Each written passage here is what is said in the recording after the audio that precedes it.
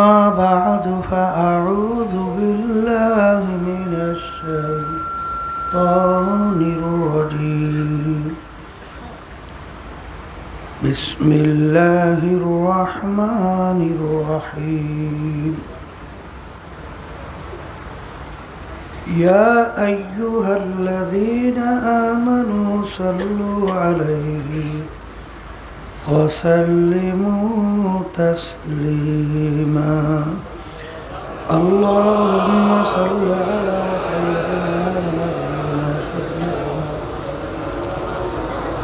وحبيبنا ومولانا محمد صلى الله عليه وعلى آله وصحبه وبارك وسلم اللهم صل على سيدنا ونبينا شفيعنا وحبيبنا ومولانا محمد صلى الله عليه وعلى آله وأصحابه وبارك وسلم اللهم صل على سيدنا ونبينا شفيعنا وحبيبنا ومولانا محمد صلى الله عليه وعلى آله وصحبه وبارك وسلم أعوذ بالله من الشيطان الرجيم بسم الله الرحمن الرحيم قل إن صلاتي ونسكي ومحياي ومماتي لله رب العالمين صدق الله العلي العظيم وقال رسول الله صلى الله عليه وسلم إنما الأعمال بالنيات শুকরিয়া আদায় করতেছি মহান রব্বুল আলমিনের দরবারে। রব্বুল আলমিন গত ফাল্গুন মাস চরমনাই বাৎসরিক মাহফিলের পরে অগ্রহায়ণ মাসের মাহফিলে আল্লাহ রাব্বুল আলামিন আমাদেরকে আসার বসার দিনী আলোচনা করার শোনার তৌফিক দান করছেন। শুকরিয়া তার সবাই বলি আলহামদুলিল্লাহ। ফাল্গুন থেকে অগ্রহায়ণের ভিতরে দেখবেন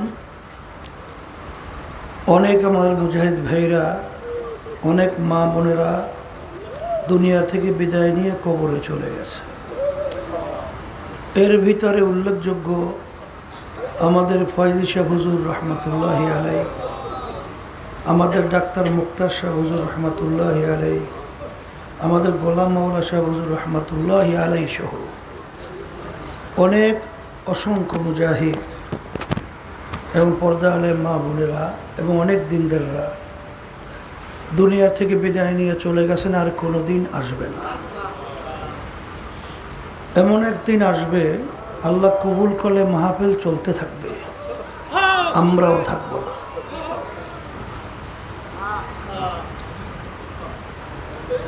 এই প্রতিষ্ঠান প্রতিষ্ঠিত করে গেছেন আমার দাদাজান রহমতুল্লাহি আলাই।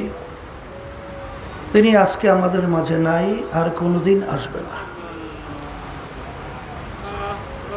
এই বাগানের মালিক হিসেবে দায়িত্ব পালন করছিলেন আমাদের শায়খ মুর্শেদ আব্বাজান রহমতুল্লাহি আলাই। তিনিও আমাদের মাঝে নাই, আমাদের পাশে ঘুমায় আছেন।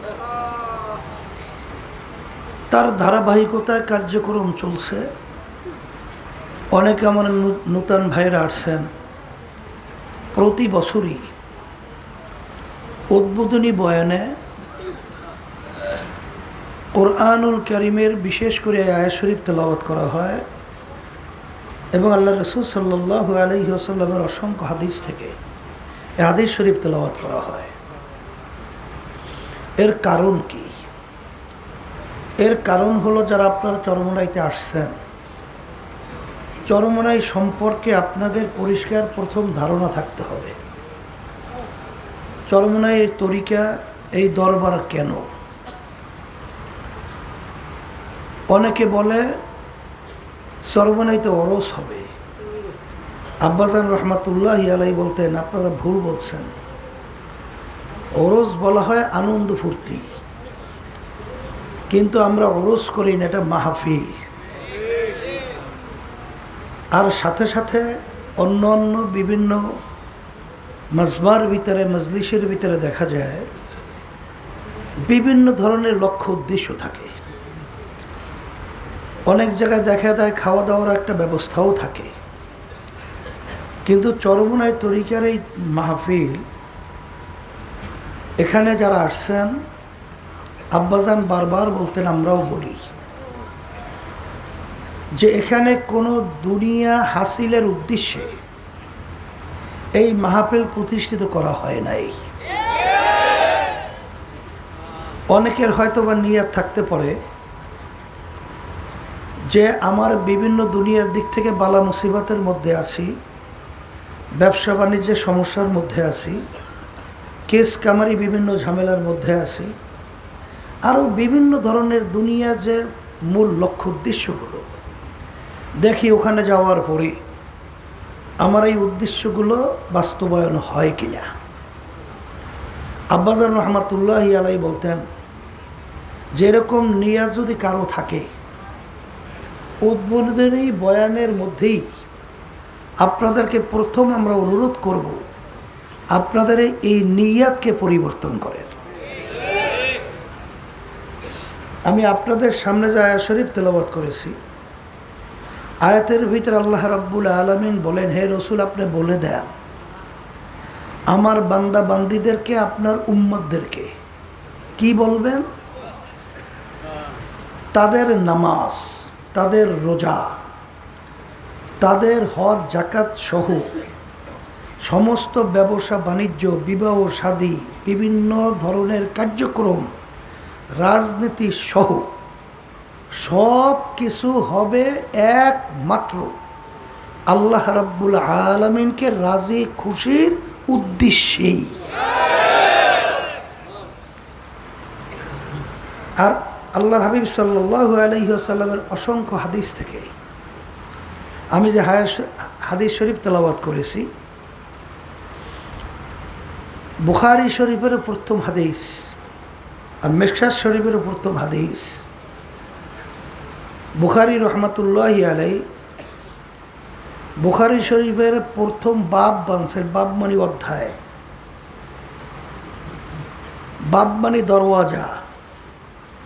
এক কথায় যেই বিষয় নিয়ে এই অধ্যায়ের ভিতরে আলোচনা হবে, যেই বিষয়ের উপরে হাদিসগুলো, সেখানে বাব বানছেন তিনি বাবুল ওয়াহি, ওহি সম্পর্কিত হাদিস এই বাবের ভিতরে বুখারী রহমাতুল্লাহি আলাইহি নিয়ে আসছেন। কিন্তু বাবের পরে তিনি যে হাদিস তেলাওয়াত করছেন, সেই হাদিস হলো ইন্নামাল আমালু বিন্নিয়াত ওয়া ইন্নামা লিমরি মা নাওয়া ফামান কানাত হিজরাতুহু ইলাল্লাহি ওয়া রাসূলিহি। আল্লাহ রাসূল সাল্লাল্লাহু আলাইহি ওয়াসাল্লাম বলেন যে তোমাদের হিজরত, এই যে আপনারা বাড়ি থেকে সমস্ত কার্যক্রম সব বাদ রেখা চরমোনাইতে আসছেন, এটা একটা হিজরতের মতোই তো, কথা ঠিক না? এই যে আপনারা আসছেন কেন? আল্লাহ রাসূল সাল্লাল্লাহু আলাইহি ওয়াসাল্লাম বলেন যে মক্কা শরীফ থেকে যখন মদিনা শরীফ হিজরত করতেছেন,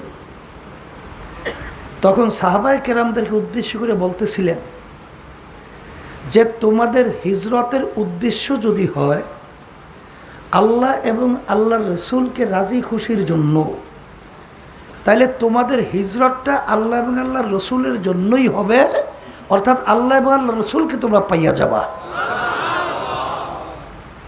আর যদি তোমাদের হিজরত হয় দুনিয়া অথবা কোনো মেয়েকে বিবাহ করার উদ্দেশ্যে, তাইলে তোমরা দুনিয়া অথবা এই মেয়েকেই বিবাহ করতে পারবা, কিন্তু আল্লাহ এবং আল্লাহর রসুলের কাছে এই হিজরতের বিনিময়ে আর অন্য কোনো ফল তোমরা পাবা না।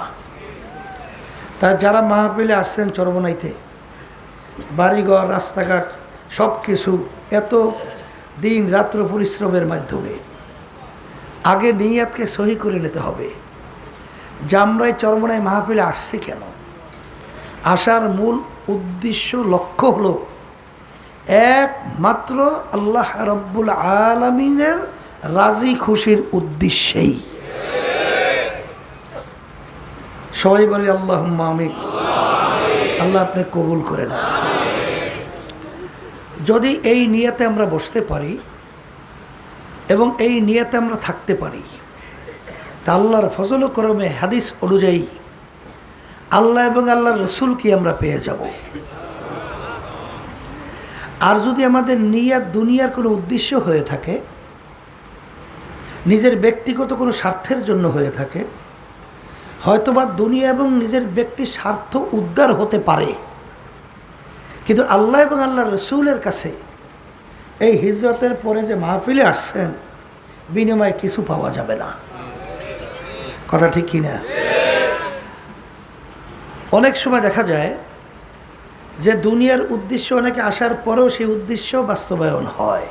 এটা হতে পারে, কারণ আল্লাহ রসুল বলছেন দুনিয়া এবং দুনিয়া অথবা মেয়েকে বিবাহ করার উদ্দেশ্যে সেটা তোমরা পাইয়ে যাবা।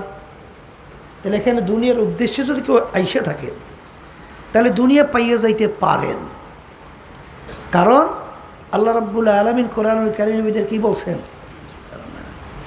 মান কানা ইউরিদু হারসাদ দুনিয়া নুক্তিহি মিনহা।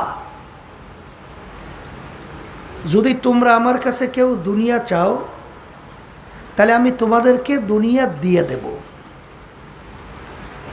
ওমা লাহু ফিল আখিরাতি মিন খালাক। কিন্তু কিয়ামতের ময়দানে তোমরা আর কোনো অংশ এই হিজরতের বিনিময়ে আর তোমরা পাবা না। এই জন্য আমার ভাইদেরকে প্রথম উদ্বোধনী বয়ানে বলবো, আল্লাহ রাব্বুল আলামিন শুধু আমাদের বাহ্যিক আমলের দিকেই তাকাইয়া থাকে না, আমাদের বাহ্যিক কার্যক্রমের দিকেই শুধু তাকাইয়া থাকে না। আল্লাহ রাব্বুল আলামিন আপনার আমার কলব নিয়াত দিলের দিকে তাকাইয়া থাকে। ইন্নাল্লাহা লা ইয়ানজুরু ইলা সুওয়ারিকুম ওয়া আমালিকুম ওয়ালাকিন ইয়ানজুরু ইলা নিয়াতিকুম ওয়া কুলুবিকুম আও কামা ক্বালা আলাইহিস সালাতু ওয়াস সালাম। আল্লাহ রাসূল সাল্লাল্লাহু আলাইহি ওয়াসাল্লাম বলেন, আল্লাহ রাব্বুল আলামিন শুধু তোমাদের বাহ্যিক আমলের দিকেই তাকাইয়া থাকে না, আল্লাহ রাব্বুল আলামিন তোমাদের কলবের দিকে তাকাইয়া থাকে, তোমাদের দিলের দিকে তাকাইয়া থাকে, যে আমাদের নিয়াত এবং দিলের অবস্থানটা কি। যেভাবে আমাদের নিয়াত এবং দিলের অবস্থান থাকবে সেইভাবেই আপনারা ফলাফল পাবেন। আমার বাজানদেরকে বলবো, শোনেন, আমরা এখানে যারা আসছি, আল্লাহর কুতুব আব্বাজান রহমাতুল্লাহি আলাইহি বলতেন ব্যাটারি চার্জ। সর্বনয় মাহফিল কি ব্যাটারি চার্জ? কি বাস্তবতা আছে না নাই? বছরে 2 বার ব্যাটারি চার্জের ব্যবস্থা করা হয়। দেখবেন আল্লাহর রহমতে এখানে, আল্লাহর রহমতে হাজার হাজার আল্লাহর খাস বান্দারা এই মজলিসে আছে না নাই? এই তাদের সোহবাতে যদি আমরা কিছু সময় থাকি তাহলে এর বরকত আছে না? এর একটা ক্রিয়া আছে না? না নাই? বাস্তবতা আছে না নাই? হানজালা রাদিয়াল্লাহু তাআলা আনহু তাড়াহুড়ো করে রওনা করছে, আল্লাহ রাসূল সাল্লাল্লাহু আলাইহি ওয়াসাল্লামের সাথে দেখা করবে। পথের মধ্যে ওমর ফারুক রাদিয়াল্লাহু তাআলা আনহুর সঙ্গে দেখা। ওমর ফারুক রাদিয়াল্লাহু তাআলা আনহু বলতেছে, ভাই হানজালা, তুমি কোথায় রওনা করছো? কাল আমি আল্লাহ রাসূল সাল্লাল্লাহু আলাইহি ওয়াসাল্লামের সঙ্গে দেখা করার জন্য রওনা করছি। কেন? কাল আমি হানজালা তো মুনাফিক হয়ে গেছি। তুমি মুনাফিক হলা কীভাবে? কলে যখন আল্লাহর হাবিবের সোহবাতে সংস্পর্শে তার সামনে থাকি, তার সংস্পর্শে থাকি, তখন আমার দিলের যে হালাত, জেলের যে অবস্থা থাকে। কিন্তু আল্লাহ রাসূল সাল্লাল্লাহু আলাইহি ওয়াসাল্লামের থেকে যখন বাড়ি ঘরে, রাস্তাঘাটে, বাজারে, অন্যত্র কোথাও যাই, তখন দিলের এই অবস্থান তো থাকে না। তা আল্লাহর হাবিব সাল্লাল্লাহু আলাইহি ওয়াসাল্লামের সামনে থাকলে এক অবস্থা, বাহিরে গেলে আর এক অবস্থা। তাহলে 2 অবস্থা। আমি মুনাফিক। ওমর রাদিয়াল্লাহু তাআলা আনহু বলতেছেন, হ্যাঁ ওমর রাদিয়াল্লাহু তাআলা আনহু, হ্যাঁ ও আবু বকর সিদ্দিক রাদিয়াল্লাহু তাআলা আনহু। তা আবু বকর সিদ্দিক রাদিয়াল্লাহু তাআলা আনহু বলতেছেন, ভাই হানজালা, তাহলে আমি আবু বকর তো তাইলে মুনাফিক হয়ে গেছি, আমার অবস্থাও তো এরকম, চলো আমরা একসঙ্গে আল্লাহ রাসূলের কাছে যাই। যখন তারা গেলেন, আল্লাহ রাসূল সাল্লাল্লাহু আলাইহি ওয়াসাল্লাম তাদেরকে দেখে মিসকি মিসকে হাসতেছে। হাইসা বলতেছেন, আবু বকর, হানজালা, তোমরা কেন আসছো? বলতেছেন, আল্লাহ রাসূল, আমরা তো মুনাফিক হয়ে গেছি। মুনাফিক হইল কিভাবে? বলে, যখন আপনার সামনে থাকি তখন আমাদের দিলের হালাত এই, বাহিরে গেলে এই, দুই রকমের। তখন আল্লাহ রাসূল সাল্লাল্লাহু আলাইহি ওয়াসাল্লাম বলেন, এতে তোমরা মুনাফিক হও নাই, কারণ আমরা সামনে থাকার পরে তোমাদের দিলের যে হালাত হয়, অবস্থান হয়, এটা যদি সব সময় থাকতো তাহলে রাস্তার ভিতরে ফেরেশতারা তোমাদের পায়ের নিচে পাখা বিছায়। এই হালাত সবসময় থাকেও না, থাকবেও না, কামনা করা উচিত না। তাহলে সোহবাতের একটা বরকত আছে না নাই? এই জন্য তো বারবার বলা হয়, সোহবাতে সালেহ তোরা সালেহ কুনাদ, সোহবাতে সালেহ তোরা সালেহ কুনাদ, সোহবাতে তালেহ তোরা তালেহ কুনাদ।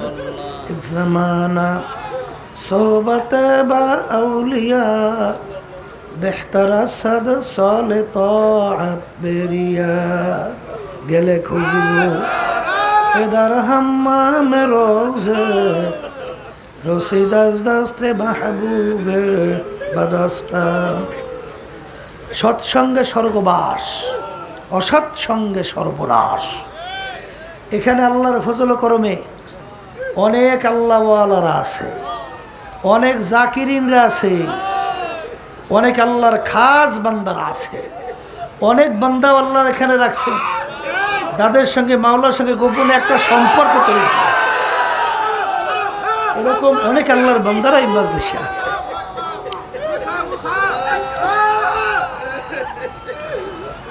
এদের সঙ্গে যদি আমাদের জীবনে একটা সময় কাটাইতে পারি,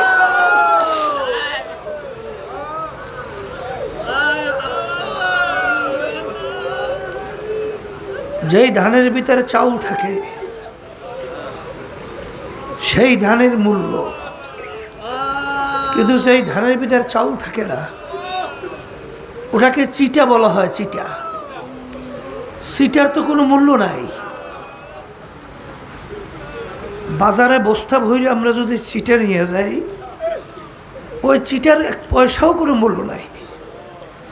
কিন্তু যখন ধান বিক্রি করার জন্য বাজারে যায়, ওই ধানের সঙ্গে কিছু চিটাও থাকে, যেই চিটাগুলোর ভিতরে ধান নাই, কিন্তু ওই ধানের কারণে ওই চিটাগুলো একই দামে বিক্রি হয়ে যায়।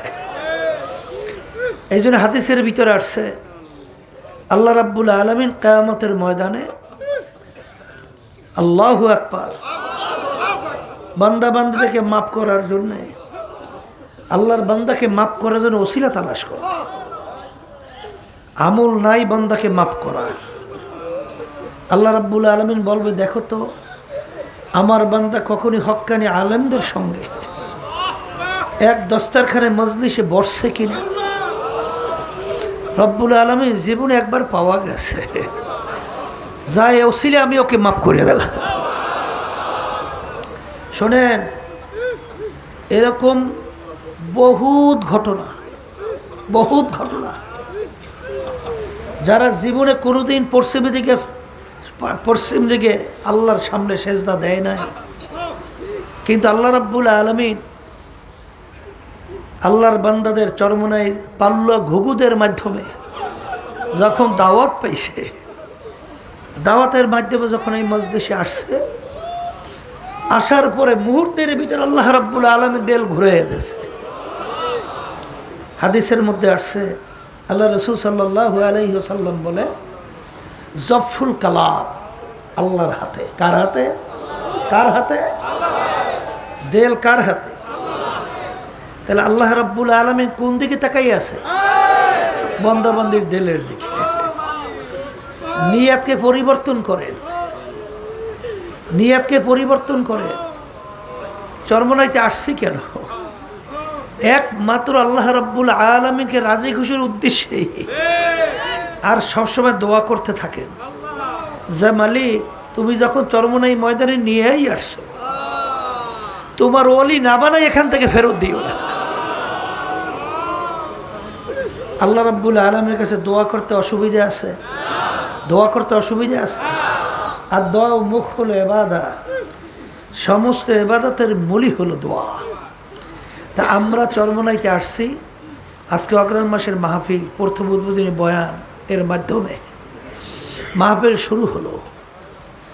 আমি আমাকে আমার বাজানদেরকে বলবো, আমাদের দিলের নিয়াতকে পরিবর্তন করি। একমাত্র আল্লাহ রাব্বুল আলামিনকে রাজি খুশির উদ্দেশ্যেই আমরা মাহফিলে আসছি। এই নিয়াতে যদি বসতে পারি, তা আল্লাহ রাব্বুল আলামিন তো রহমানুর রহিম, আমার মালিক তো দয়ার সাগর, আমার মালিক তো দয়ার সাগর। বান্দাবান্দির দিলের দিকে তাকাইয়া যখন দেখবে যে বান্দাবান্দি আমাকে পাওয়ার জন্যই আসছে, তখন হাদিসে কুদসির ভিতরে আসছে, মান আতানি ইয়ামশি আতাইতুহু হারওয়ালা। যখন বান্দাবান্দি আল্লাহকে পাওয়ার জন্যে সে হাঁটিয়ে হাইটে রওনা করে, আল্লাহর রহমত দৌড় দেয়, দৌড় দিয়ে বান্দাবান্দিকে মালিকের কুদরতি কুলের ভিতরে টাইনা জায়গা দেয়। নিয়ত পরিবর্তন করতে পারি না? আল্লাহ তৌফিক দেয়। তাআত তৌফিক তাআত হামজাতু, তাআত তৌফিক তাআত হামজাতু, ইয়া মানাত ওয়া ইজাবাত হামজাতু। আমার মালিক যদি তৌফিক না দেয়, আমাদের কারো জন্য শক্তি নাই, কারো সাধ্য নাই যে আমরা লক্ষ্যে পৌঁছতে পারবো, উদ্দেশ্যে এই পৌঁছতে পারবো, এই শক্তি কারো আছে? এই জন্য সর্বপ্রথম আমি আমার বাজানদেরকে বলবো যে আমরা যারা আসছি, আমাদের নিয়াতকে পরিবর্তন করব। আসছি কেন? কাকে রাজি খুশির উদ্দেশ্যে? বলেন একমাত্র আল্লাহ রাব্বুল আলামিনকে রাজি খুশির উদ্দেশ্যেই আসছে। আল্লাহ আপনি কবুল করে না। এখন কথা হলো, চরমনাই মাহফিল আল্লাহর কুতুবেরা প্রতিষ্ঠিত করে গেছেন কেন? আব্বাজান রহমাতুল্লাহি আলাইহি বারবার বলতেন, আমরাও বলি, এখানে অনেক হক্কানি ওলামায়ে কেরাম আলোচনা রাখবেন, তারাও আল্লাহর রহমতে বলবেন যে এই চরমনাইয়ের মাহফিলের মাধ্যমে আল্লাহর সঙ্গে বন্দাদের সঙ্গে একটা সম্পর্ক তৈরি করার জন্যই এই মাহফিলের ব্যবস্থা। কথা ঠিক কিনা? মামলা কিন্তু দুই প্রকার, একটা হলো দুনিয়ার মামলা, আর একটা হলো আখিরাতের মামলা। দুনিয়ার মামলায় যদি কেউ 5-12 ঠকে, আবার এই মামলায় আপিলের মাধ্যমে জিতবার সুযোগ আছে, কিন্তু আখিরাতের মামলায় যদি একবার কেউ ঠকে আর দ্বিতীয়বার আর দুনিয়াতেই সে আপিল কইরা জিতবার সুযোগ আছে? নাই। এখন আমার ভাইদেরকে বলবো, পর্দা আলে মা বোনরা যারা শুনছেন, শোনেন, আখিরাতের মামলার তদবির, সম্পদ কামাই করার জায়গা কিন্তু দুনিয়াতে। কোথায়? দুনিয়া। আজকে দুনিয়ায় থাকা অবস্থায় একবার আল্লাহকে আল্লাহ বলে ডাক দেবেন, আল্লাহ সঙ্গে সঙ্গে ডাকে সাড়া দেবে না? দেবে না? বলেন আল্লাহ। আল্লাহ সাড়া দেছে। কিন্তু কবরে যাওয়ার পরে শত শত বছর আল্লাহকে ডাকবেন, একবারও কিন্তু আর ডাকে আল্লাহ সাড়া দেবে না। বরং মালিক কি বলবে, দুনিয়ার ভিতরে যেইভাবে তুই আমাকে ভুলে গেছিলি, এইভাবে ভুলে গেলাম। শত শত বছর ডাকবি, একবারও আর ডাকে সাড়া দেব না। বরঞ্চ আল্লাহ রাব্বুল আলামিন বলবে কবরের মাটি দুই পাশ থেকে সাফ। নাফরমানকে বহুত নেয়ামত খাওয়াইছি, তখন স্বাধীনতা পাইয়া দুনিয়ার মোহে, এই হুব্বুদ দুনিয়ার আসকুল্লি খতিয়াতিক, সমস্ত গুনার মূল হলে দুনিয়ার মোহ। এই দুনিয়ার মোহে পইয়া আমাকে ভুলছে, আখেরাতকে ভুলছে। এখন যত আমাকে ডাকো আর ডাকে সারা আমি দেব না। এখন ভাই বাজানদেরকে বলবো, শোনেন, দুনিয়ার যারা পাগল হয়েছেন, আখেরাতকে যারা ভুলছেন, অনেক নতুন বাজানদার তো আসছেন। আমি সেই বাজানদারকে বলি, শোনেন, একটু মাঝে মাঝে চক্ষু বন্ধ করে একটু মোরাকাবা করিলেন, একটু চিন্তা করিলেন দুনিয়াটা কি। আল্লাহ রসুলের কাছে দুনিয়া কি? আল্লাহ রসুল সাল্লাল্লাহু আলাইহি ওয়াসাল্লাম দুনিয়া সম্পর্কে বলেন, আর দুনিয়া জিফাতু ওয়া তালিবুহা কিলাব। হে আমার উম্মতেরা, দুনিয়াটা হলো একটা মুর্দার মতো মরক। আখেরাতকে যারা ধ্বংস করে দুনিয়ার পিছনে লাগবে, তারা দুনিয়ার কুকুরের দল। পানির ভিতর থেকে মরক ভাসে, কোনো মানুষ দৌড়ায় না, কুকুর দৌড়ায়। তাই ঠিক দুনিয়া এইটা হইল একটা মরগের মতো মুর্দা। এর পিছনে যারা পড়বে, আখেরাতে ধ্বংস করবে, এরা হলো দুনিয়ায় ওইভাবেই কুকুরের দলের মতো। কথা ঠিক কি না? অন্য হাদিসের ভিতরে আল্লাহ রাসূল সাল্লাল্লাহু আলাইহি ওয়াসাল্লাম বলেন, দুনিয়া এবং দুনিয়ার ভিতরে যত সম্পদ, আল্লাহ রাব্বুল আলামিনের কাছে তার মূল্যটা কি? কাব বাউদাতেন, একটা মাছি বা মশার পাখনার মতো। একটা মাছি মশার পাখনার মূল্য কি আছে?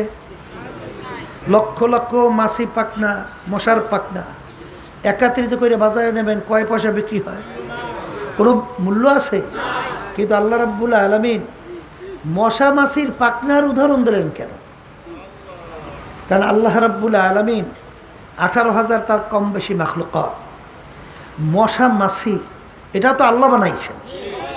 তাই যে যে জিনিস তৈরি করে ছোট হলেও তার প্রতি তার একটা গুরুত্ব আছে। আপনার কাছে না থাকলেও যে বানাইছে তার কাছে একটা গুরুত্ব আছে। কথা ঠিক কিনা? তাহলে মাছি মশা এর পাখনার মতো দুনিয়া এবং দুনিয়ার যত সম্পদ। এখন আল্লাহ রসুল বলে, এবং আল্লাহ রাব্বুল আলামিন তার কাছে দুনিয়ার অবস্থান এই। এখন এই কথা যাদের বিশ্বাস আসছে, ইমান, এর নাম কি? এর নাম কি? ইমান। ইমান মানে বিশ্বাস। তা আল্লাহ এবং আল্লাহ রসুল এই যে কথা যার ভিতরে বিশ্বাস আসছে, তার কাছে দুনিয়াটা ওইভাবেই মূল্য আসবে। এই কথা ঠিক কিনা? আর যাদের কাছে এই কথার বিশ্বাস আসে নাই, তাদের কাছে দুনিয়ার মূল্যটা আসবে অগ্রাধিকার ভিত্তিতে। এই কথা ঠিক কিনা? এর জন্য দেখবেন, যত আল্লাহর ওলিদের ইতিহাস পড়বেন, যত সাহাবায়ে কেরামদের ইতিহাস পড়বেন, কারণ আল্লাহ রাব্বুল আলামিন তো বলছেন, আমিনু কামা আমানান নাস, তোমাদের বিশ্বাসটা কেমন হবে সাহাবায়ে কেরামরা যেভাবে বিশ্বাস করছিল। বলেন বলেন, আমাদের বিশ্বাসটা কেমন হবে? সাহাবায়ে কেরামদের যেভাবে বিশ্বাস ছিল। সাহাবায়ে কেরামদের বিশ্বাস কেমন ছিল? আবু বকর সিদ্দিক রাদিয়াল্লাহু তাআলা আনহু নাম শুনছেন? নবীদের পরে দুনিয়ার ভিতরে যত মানুষ আসছিল, আছে, আসবে, সবচেয়ে যার সম্মান নাম কি? আবু বকর সিদ্দিক রাদিয়াল্লাহু তাআলা। তাদের কাছে দুনিয়ার মূল্যটা কেমন ছিল? এই খুব বড় মাপের ধনী ছিল, বড় বংশের লোক ছিল, নেতা গোছের লোক ছিল, বড় মাপের পণ্ডিত ছিল, কিন্তু আল্লাহর রাস্তায় দান করতে করতে 40,000 স্বর্ণমুদ্রা, শোনেন না, প্রকাশ্যে 40,000 গোপনে। এক সময় আল্লাহর হাবিবের সামনে বসা, সালার শট পরনে, সালার শট গায়ে, সিরিয়া গেছে, জোড়া দেওয়ার মতো, সালার শট কেনার মতো পয়সা নাই। মূল্য বোঝেন, দুনিয়ার মূল্য বোঝেন। সর্বনায়ের মুরিদ হইয়াও অনেক সময় দেখা যায় যে একটু টাকার মোহে তাকে একটু ভালো হাদিয়া তোফা দিয়েছে, আবার একটু সম্মান করছে, আবার একটু বিভিন্ন কায়দায় তাকে ওই দুনিয়ার দিক থেকে একটু বিভিন্ন ধরনের সহযোগিতা করছে, তার জন্য যে সে পাগল হয়ে যায়। এরকম এক শ্রেণী আছে না? আল্লাহ মাফ করুক। সংখ্যা ওরকম না, মানে দুই একজনেরও থাকতেও পারে, শুনি মাঝে মাঝে। আল্লাহ মাফ করুক। তাই আবু বকর সিদ্দিক রাদিয়াল্লাহু তাআলা আনহু সালার শার্ট পরনে সালার শার্ট গায়ে, এত বড় ধনী, আল্লাহর কাছে অবস্থাটা বড় পছন্দ হয়ে গেছে। জিবরাইল আলাইহিস সালামকে পাঠায়, জিবরাইল যাও আমার হাবিবকে বলো আমি আবু বকরের কাছে সালাম পাঠাইলাম, আর জিজ্ঞেস করতে বলো আবু বকর এত বড় ধনী, এত বড় বংশে, এত বড় নেতা, এত বড় শিক্ষিত, এত বড় পণ্ডিত, বিভিন্ন কায়দায়, এই অবস্থায় পড়ার পর আবু বকর আমার খুশি না বেজার, এইটা আল্লাহ জানতে চাইছে। জিবরাইল আলাইহিস সালাম আসছে, বলতেছেন আল্লাহ রাসূল সাল্লাল্লাহু আলাইহি ওয়াসাল্লাম, আল্লাহ রাব্বুল আলামিন আবু বকরের কাছে সালাম পাঠাইছে। আর জিজ্ঞেস করতে এই অবস্থায় পড়ার পরে আল্লাহর কাছে খুশি না বেজার। আল্লাহর হাবিব সাল্লাল্লাহু আলাইহি ওয়াসাল্লাম বলেন, আবু বকর আমার মালিক তোমার কাছে সালাম পাঠাইছে। আর জিজ্ঞেস করতে বসে এই অবস্থায় পড়ার পরে তুমি খুশি না বেজার, আল্লাহ জানতে চাইছে। তখন তিনি দুই চোখের পানি ছাড়িয়ে দিচ্ছে, ছাড়িয়ে দিয়ে কান্দে আর বলে ইন্নী লিরাব্বির রাস, আমি আমার মালিকের উপরে খুশি, আমি আমার মালিকের উপরে খুশি। হাকিকত সে তো দুনিয়া বেখবর হ্যায়, দুনিয়া কি নুমাইশ পর নজর হ্যায়, আর দুনিয়া জিফাতুন ও তলিবুহা কিলাব। হে আমার উম্মতেরা, দুনিয়া হইল একটা মরগের মতো, এর পিছনে যারা পড়বে আখেরাতের স্থায়ী জিন্দিগি ধ্বংস করবে, এরা হইল কুকুরের দল। আমিনু কামা আমানান নাস, তোমরা ঈমান আনো সাহাবায়ে কেরাম যেভাবে ঈমান আনছিল। তোমাদের বিশ্বাসটা কেমন হবে? সাহাবায়ে কেরামদের বিশ্বাস যেমন ছিল। সাহাবায়ে কেরামদের কাছে দুনিয়া কেমন মূল্য ছিল? ওসমান গনি রাদিয়াল্লাহু তাআলা আনহু এত বড় ধনী, এত বড় ব্যবসায়ী, বাজান ব্যবসায়ী মাল মদিনা থেকে প্রায় জুল হুলাইফা পর্যন্ত মালের বহর লম্বা এত বড় বিরাট, বাজানে এত মূল্য ছিল। 1 টাকার মাল প্রায় 4 টাকা তার মূল্য হয়ে গেল। আজান ওসমান গনি রাদিয়াল্লাহু তাআলা আনহু বলেন, আমার মালের মূল্য 1 টাকা থেকে 4 টাকা পর্যন্ত আসছে, এর চেয়েও বড় একটা সুসংবাদ আমার কাছে আছে, 1 টাকায় 10 টাকা। এই কথা বইলা সমস্ত মাল আল্লাহর রাস্তায় দান কইরা দিছে। বরফির আব্দুল কাদের জিলানী রহমাতুল্লাহ আলাইহি ছাত্রদেরকে হাদিস পড়াইতেছেন, হঠাৎ সংবাদ আসলো, হযরত আপনার জাহাজ মাল সহ সমুদ্রের ভিতরে ডুবে গেছে। তিনি শোনার পরে বলেন, ইন্না লিল্লাহি ওয়া ইন্না ইলাইহি রাজিউন। এরপরে তিনি একটু চক্ষুরা বন্ধ কইরা মাথা নিচের দিকে রাখিয়া কিছুক্ষণ থাইকে আবার উঠে বলে, বাবা পড়ো। ছাত্ররা বলে, হযরত ব্যাপার তো কিছু বুঝলাম না। যখন আপনি শুনলেন আপনার মাল সমুদ্রে জাহাজ ডুবে গেল, বলেন ইন্না লিল্লাহি ওয়া ইন্না ইলাইহি রাজিউন। এরপরে কিছুক্ষণ মাথা নিচু রেখে বলেন, বাবা পড়ো। ব্যাপারতে কিছু বুঝলাম না। তিনি বলেন, যখন আমার কাছে সংবাদ আসলো যে আপনার সম্পদ জাহাজ সমুদ্রের ভিতরে ডুবে গেছে, তখন আমি সুন্নাত হিসাবে বলছি ইন্না লিল্লাহি ওয়া ইন্না ইলাইহি রাজিউন। এরপর আমি চক্ষু বন্ধ করে মাথাটা নিচের দিকে রাখিয়া আমি আমার দিলের দিকে তাকাইয়া রয়েছি যে এর মাধ্যমে আমার দিলের ভিতরে কোনো পেরেশানি, অস্থিরতা তৈরি হলো কিনা। কিন্তু আল্লাহর খাস মেহেরবানি, আমার দিলের ভিতরে কোনো পেরেশানি আসে না। এই জন্য আমার বাজানদেরকে বলবো, একজন রাস্তার ভিক্ষুক হইয়াও দুনিয়াদার হতে পারে, আবার রাজ সিংহাসনে বৈশার রাজ্য চালাইয়াও রাজা হইয়াও সে একজন আল্লাহওয়ালা হইতে পারে। এইটা কিসের অবস্থা? এইটা কিসের অবস্থা? বলেন না এইটা দিলের অবস্থা। কথা ঠিক না? কিন্তু আবার বাজানদেরকে বলবো, পর্দালে মা বোনরা যারা শুনতেছেন, চরমনাইতে আসছেন, দেল ঠিক করতে হইবে, দেল ঠিক করতে হবে। কি ঠিক করা লাগবে? দেল ঠিক করতে হবে। যদি আল্লাহর ফজল করবে কলব দেলকে ঠিক করতে পারি, তাহলে আল্লাহর খাস মেহরবানিতে সব দেখবেন, সমস্ত কার্যক্রম সব দেখবেন, প্রতিটা মুহূর্তে ক্ষেত্রে আল্লাহ রাব্বুল আলামিনের রেজামন্দি রাজি খুশির জন্যই হবে। কথা ঠিক না? দেখতে তো মনে হয় যে অনেক আল্লাহওয়ালারা, ওই যে বরবরী আব্দুল কাদের জিলানী রহমাতুল্লাহি আলাইহি দরবারে যখন নাকি এক আলেমই হবে, হুজুরের দরবারে গেছিলেন না? হ্যাঁ, মুরিদ হওয়ার জন্যে। কি হওয়ার জন্যে? মুরিদ হওয়ার জন্য গেছে।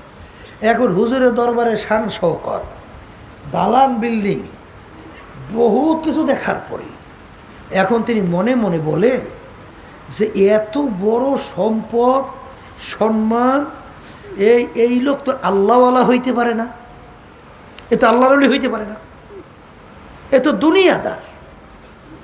এত সম্পদের মালিক হওয়া তো দুনিয়াদার।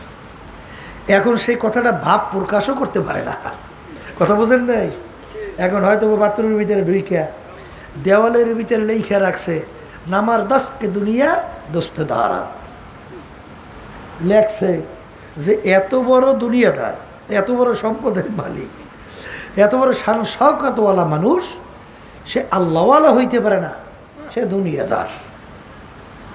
এইটা লেখে সে বাইর হয়ে গেছে। আর একজনে ঢুকছে, ঢুইকে দেখে দেওয়ালের ভিতরে এই কথা লেখা। তখন তিনি সামনে মেসরা পংক্তি লাইন, 2 লাইন মিললে কবিতা হয় না? এখন সে আবার সামনে লাইন লেখে, আগার দারাত বরায়ে দোস্তে দারাত। আল্লাহর বান্দারা, এই যেই দুনিয়া আল্লাহকে রাজি খুশির জন্য হয়, যেই সম্পদ আল্লাহকে রাজি খুশির জন্য হয়, যেই এমপি আল্লাহকে রাজি খুশির জন্য হয়, যেই পীর মুরিদ আল্লাহকে রাজি খুশির জন্য হয়, যেই চেয়ারম্যান মেম্বার আল্লাহকে রাজি খুশির জন্য হয়, যেই ইমাম মুয়াজ্জিন আল্লাহকে রাজি খুশির জন্য হয়, যেই সভাপতি সেক্রেটারি আল্লাহকে রাজি খুশির জন্য হয়, ওটা দুনিয়া না, ওটাও আখিরাত। ওটাও কি? এটা সম্পর্ক কির সঙ্গে? বলেন না? কলবের সঙ্গে সম্পর্ক। এই জন্য কলব ঠিক করতে হবে। আর এই কলব ঠিক করার জন্যই এই ব্যাটারি চার্জ। এই ব্যাটারি চার্জকে শরীরে হয় না, কলবে হয়। হ্যাঁ, তা আল্লাহর ফজলও করবে। বসেন বসেন আর আল্লাহর কাছে দোয়া করতে থাকেন, আর মালিকের কাছে পুরোপুরি সারেন্ডার করেন। সফর দাম্বা তুমা আয় খেসরা, সফর দাম্বা তুমা আয় খেসরা, তুদানি হিসাব কামাবেশরা। বাচ্চা হাঁটতে পারে না, 1 পাও 2 পাও বাচ্চা হাঁটে, ঠাস করে পইরা যায়। মা বাপ যখন বাচ্চাকে দূর থেকে ডাক দেয়, বাবা আসো, বাচ্চা হাঁটতে পারে না, বাপ মা ডাক দেছে, খুশিতে দৌড় মারে। বাচ্চা হাঁটতে পারে না, ঠাস কইরা পইরা যায়। তখন বাপ মা বাচ্চা পইরে যাইয়া জোরে চিল্লান শুরু করে, দৌড়াইয়া যাইয়া বাচ্চাকে ধরে। বাচ্চার তামাম গায়ে পায়খানা প্রসাবে ভরা। আল্লাহ বাচ্চাকে রাগ করে মা আগুনেও ফালায় না, পানিতেও ফালায় না, বাচ্চাকে ধোয়াইয়া পোছাইয়া কোলের ভিতরে নিয়ে আদর করে। আর চুমোদের বলে, বাজান তোমাকে আমি কষ্ট দিছি। ঠিক আল্লাহ, মান আতানি আমশি, মান আতানি আমশি আতাইতুহু হারওয়ালা বান্দাবান্দি আমার মালিককে পাওয়ার জন্য যখন হাইটা রওনা করে, আমার মালিক বান্দাবান্দির কান্না সহ্য করতে পারে না।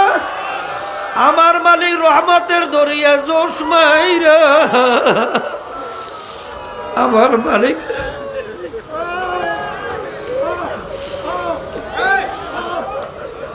আমার মালিকের রহমত দৌড় দেয়। সাবাকাত রহমতি আলা গজাবি, সাবাকাত রহমতি আলা গজাবি। আমার মালিকের দয়ার সাগরে রহমতের দরিয়ায় যখন জোশ মাইরা মারবে, জোশ মারবে, আমার মালিক বলবে না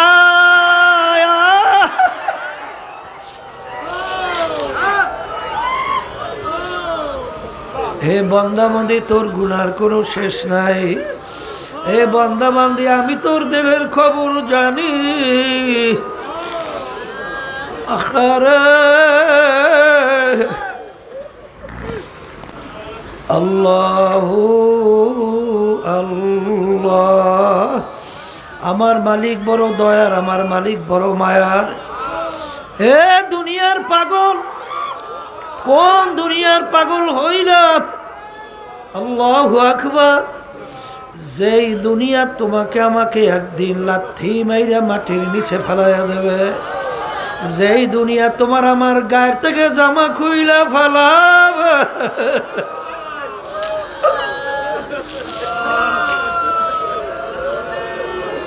যেই দুনিয়া তোমাকে আবার কাপড় চোপড় খুইলা ফেলবে, যেই দুনিয়া তোমাকে আমাকে সাদা কাপড় দিয়া পেঁচ দেবে, মাথার ভিতরে মাজার ভিতরে পায়ের ভিতরে বাঁধবে,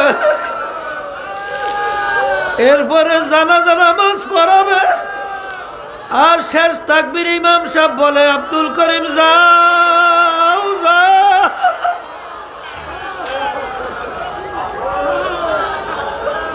আল্লাহু আল্লাহ हकीकत से तो दुनिया बेखबर है, दुनिया की नुमाइश पर नजर है। ए আল্লাহর বান্দারা যারা চরমনাইয়ের ময়দানে আসছো, এই মাটির ভিতরে আল্লাহ অনেক বরকত দান করছে। বেহুদা সময় নষ্ট কইর না বাজার, আরে বেহুদা সময় নষ্ট না কইরা খবরদার তাড়াহুড়া বাদ দাও। আর এখানে আসছো, আল্লাহু আকবার। ইন্নামাল আমালু বিন্নিয়াত, নিয়াতকে পরিবর্তন করো। একমাত্র আমার মালিককে রাজি খুশির উদ্দেশ্যেই মাহফিলে আসছি। যদি এই নিয়াতে বসতে পারো তা আল্লাহ রাব্বুল আলামিন তোমাকে আমাকে, আল্লাহ রাব্বুল আলামিনকে পাওয়ার ব্যবস্থা মালিক করে দেবেন। কারণ আল্লাযীনা জাহাদু ফিনা লানাহদিয়ান্নাহুম সুবুলানা ওয়া ইন্নাল্লাহা লামাআল মুহসিনিন। রাস্তা আমার মালিক খুলবেন। যত বিপদ মুসিবত আসুক না কেন, যত তোমার আমার সামনে বুঝে আসুক বা না আসুক, বাজান এ চিন্তা তোমার আমার দরকার নাই। কারণ ইউসুফ আলাইহিসসালামকে বিবি জুলাইখা 7টা দরজার ভিতরে তালা মারল। ইউসুফ আমার কথা মানা লাগবে, চিন্তা করে নাই কিভাবে বের হবে। আমার মালিকের উপরে তাওয়াক্কুল কইরা, ওয়া ইয়াতাওয়াক্কাল আলাল্লাহি ফাহুয়া হাসবুহু। বান্দা বান্দি আমার মালিকের উপরে তাওয়াক্কুল করো।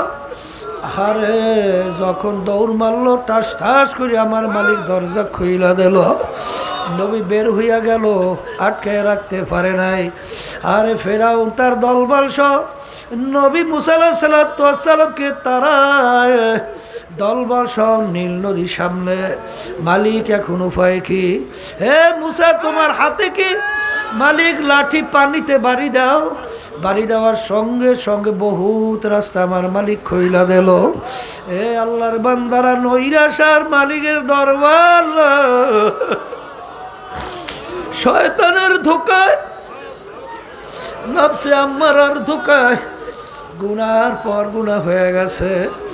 আরে পাহাড় পরিমাণ গুনাহ হয়ে গেছে। নৈরাশ হইও না, আমার মালিক তো রহমানুর রহিম, লা তাখুযুহু সিনাতু ওয়ালা নাওম। আমার মালিকের ঘুমও নাই, জিমানিও নাই, কারণ আমার মালিক তার দয়ায় ঘুমাইতে দেয় না। আমার মালিক সব সময় তোমার আমার দিকে তাকাই অপেক্ষায় থাকে, বান্দা বান্দি কখন আমাকে আল্লাহ বইলা ডাক দেবে, সঙ্গে সঙ্গে আমি বান্দা বান্দি ডাকে সাড়া দেব। বাজার যখন মালিক চরমায় নিয়ে আসছে, খবরদার সময় বেহুদা নষ্ট কইরো না, প্রত্যেকটা মুহূর্ত জেকেরে ফেকেরের মধ্যে থাকো, সব সময় হাঁটতে চলতে মাওলার জেকের করো, আর দিলে দিলে সবসময় মাওলার দরবারে কাঁদতে থাকো, আর মালিককে তালাশ করতে থাকো, মালিককে তালাশ করতে থাকো, আমার মালিককে তালাশ করতে থাকো। তালাশ করো, ডাক দাও, তালাশ করো, ডাক দাও, তালাশ করো, ডাক দাও। যখন বেচাইরিয়া ডাক দেবা আল্লাহ আল্লাহ আল্লাহ,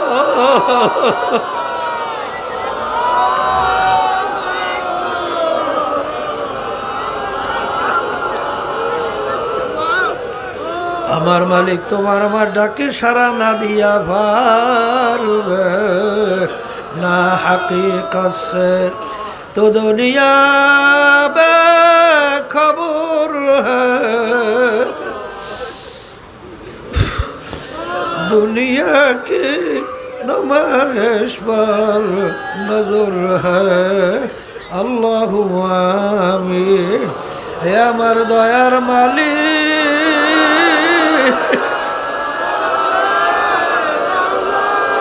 হে আরশের মালিক, জমিনের মালিক, হে সমস্ত মাখলুকাতের মালিক,